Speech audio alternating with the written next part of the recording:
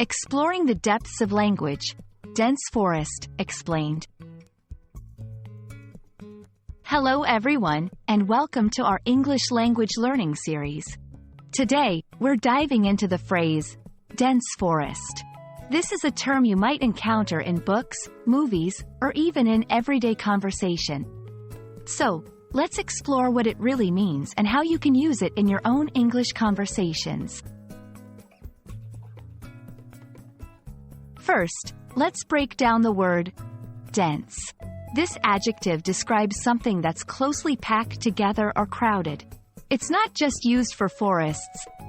You might hear about a dense population, a dense cake, or even a dense fog. In each case, it implies a lot of something in a limited space. Now, the word forest. A forest is a large area covered chiefly with trees and undergrowth. When we think of forests, we often imagine vast, green landscapes filled with trees, plants, and wildlife. The forest is a vital ecosystem and a common setting in many stories and movies. When we combine these two words into dense forest, we're talking about a forest where the trees and undergrowth are very closely packed together. It's so thick that it might be hard to see through or walk through. This phrase often evokes images of a jungle or a deeply wooded area that's rich in vegetation and wildlife.